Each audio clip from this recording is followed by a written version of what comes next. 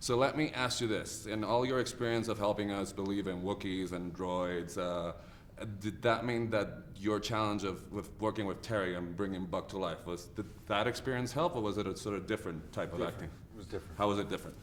The emotional reality of it, Mm. the depth of the ambition of the storyteller. Mm. You know, we're trying to reach a different place than, you know, listen, I have nothing against Wookiees or droids. Mm. And in their context, in their place, there were valuable storytelling elements. Mm. But this is really a story about human nature and about nature itself. Okay. And about the power of nature and the power of nature to change lives. And about the relationship between man and animal, domestic animals, and the story of an animal that is not well treated through parts of his life, but who finds a companion and goes on an adventure, and then feels and is drawn to his destiny. Mm.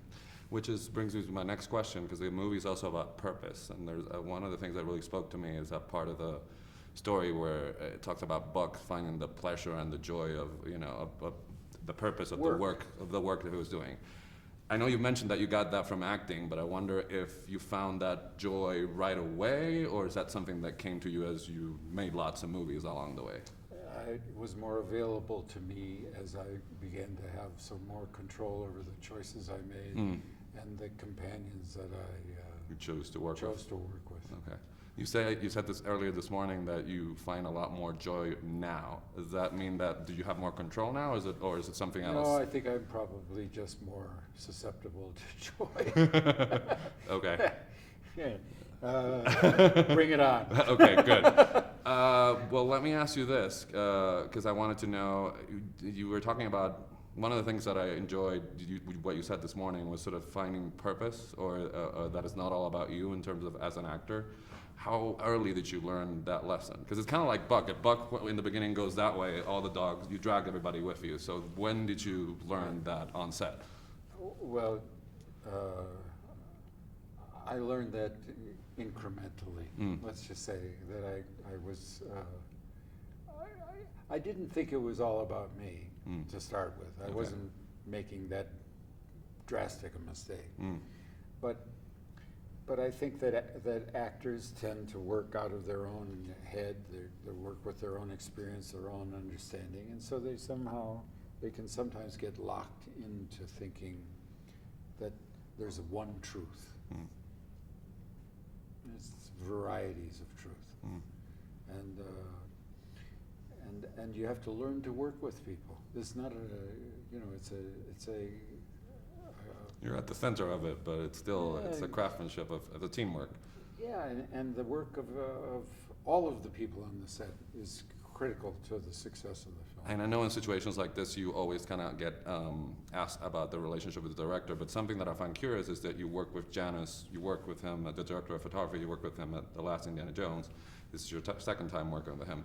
How's you've worked more than once? Than that, yeah. Then how's your relationship with him? Is it different? Do you guys have a shorthand, or how is it different from the director? Janus is one of the great cinematographers, and he's.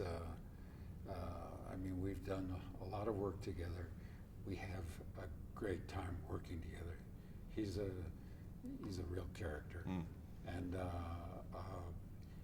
I love him. It's great fun to be around him. All right, so if we had a day in the life of Harrison Ford, and you had to choose who was going to narrate, because you're narrating in Buck's story for parts of it, who would you pick to narrate a day in the life of Harrison Ford, and why? You can't narrate your own story. You have to pick somebody else to narrate for you. Willie Nelson. Okay. Okay, you're gonna have to follow that up. Why Willie No, I Nelson? don't. Well, of course you don't. No, you don't. No, I don't. All right, so since I have you in front of me, I know there's certain recurring characters, but one particular performance that I love of yours is what you did with Mr. Nichols in Working Girl, which is something that it's a genre that maybe you don't do enough. So what do you remember out of that experience? Since I have a little bit of time to ask you about that. I remember how brilliant Mike was, what a generous man he was, fun to be around, knew his craft, knew storytelling inside out, and was, just, he was very important in my life. He was a friend to the day he died, and one of the smartest people I ever met in my life. This is the word sort of, you've gotten to do so much on screen, and you've gotten to do all sorts of genres, and I know you're still searching and you're gonna keep going, but does the word legacy ever come into play when you think about, I'm gonna do this or that, or not at all? No, doesn't, I don't know. You're not gonna think about that when you're looking at what you're shooting I'd that day. I'd rather, figure out something real to do. So what was real? What did you walk away with from Call of the Wild when you think about the experience of making An it? emotional experience, a great work experience, a very complicated film to make, really, and some remarkable partners, people who really had to bend and sway with the process, who continued to be stalwart and faithful and good-humored on a difficult film to make. It shows on screen. So my time's up. Pleasure Thank talking to you. My pleasure You're indeed. done for the day. And good luck with you. Thank you so much for saying that. Thank you so much. It's dreadful. Yeah. I'm really.